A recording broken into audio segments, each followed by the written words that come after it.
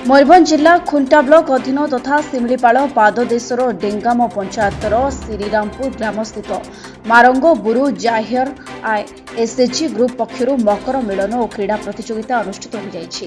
ଏହି ଅବସରରେ ସ୍ୱୟଂ ସହାୟକ ଗୋଷ୍ଠୀର ସଭାପତି ଫୁଲମଣି କିସ୍କୁ ଏବଂ ସମ୍ପାଦକ ଚୁନିମଣି ସରେନଙ୍କ ଅଧ୍ୟକ୍ଷତାରେ ଅନୁଷ୍ଠିତ ଏହି ସଭାରେ ମୁଖ୍ୟ ଅତିଥି ଭାବେ ଦଳିତ ଆଦିବାସୀ ମହାସଂଘର ସଭାପତି ରାକେଶ ସିଂ, ସମ୍ମାନିତ ଅତିଥି ଭାବେ ସମାଜସେବୀ ସରୋଜ କୁମାର ଖୁଣ୍ଟିଆ ପ୍ରମୁଖ ଯୋଗ ଦେଇଥିଲେ।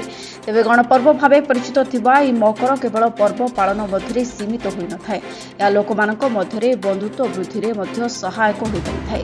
ସେହିପରି ଆଧୁନିକତାର ତାଳ ଦେଇ ଗାଁ ଗହଳି ମାନଙ୍କରେ କ୍ରମେ लोप पाइबाकू बसिथिबा बहु पुरातन खेल प्रदर्शन एक नियारा अनुभूति सृष्टि करिछि आजिर युवपीढ़ी मध्य। सेहिपरि आधुनिकतार ताल देई गाँ गहली मानकरे क्रमे लोप पाइबाकू बसिथिबा बहु पुरातन खेल प्रदर्शन एक नियारा अनुभूति सृष्टि करिछि आजिर युवपीढ़ी मध्य बोली अतिथिगण उपस्थिति ग्रामवासी मानकू सूचाइथिले एवं विभिन्न प्रतियोगिता रे अंशग्रहण करी कृति अर्जन करिथिबा प्रतियोगी मानकू अतिथिगण पुरस्कृत मध्य करिथिले।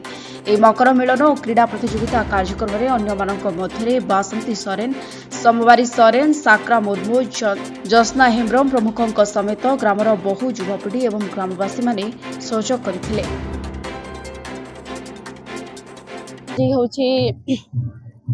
आमर गोटे एसएचजी मेंबर माने एसएचजी मेंबर थ्रू गोटे स्पोर्ट प्रोग्राम रखाई 2 दिन धरिकी।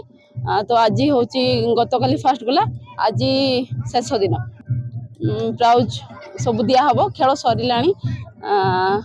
तो आम अतिथि भाव डाकिचु राजेश भाई को आ राकेश भाई को आ लुलु भाई को। तो से माने खेलाड़ी मानक पुरस्कृत करेंगे। एटा होछि हमर मकर पर्व मकर मेला उपलक्षे हमर प्रति वर्ष भई एई वर्ष भी स्पोर्ट्स सहित ढाबु नाच हमर सांताली पारंपरिक वेश पोशाक सहित नाच गीत उठे हुए सेटा रखिछु 2 दिन रखिछु। गला काली हैला आज लास्ट दिन ढाबु नाच रखिछु। तो आम लोक भी बहुत आछंती खेलाड़ी पार्टिसिपेट जेतकी सब आम रखिछु स्पोर्ट्स पई। खेल बहुत प्रकार खेल अच्छी खेल रे समस्ते पार्टिसिपेट करिसंती। तो से पार्टिसिपेट मान को आमे आम कमिटी आम मेंबर्स तरफ आम मारांगुरु जाहराय एसएचजी ग्रुप तरफ से मान को पुरस्कृत करबू एवं आगामी ए भले आम एसएचजी ग्रुप एमती चालू रही बोली की आशा रखुछु। मयूरभंजरू संजीव कुमार रंजित को रिपोर्ट विप्लवी परिक्रमा।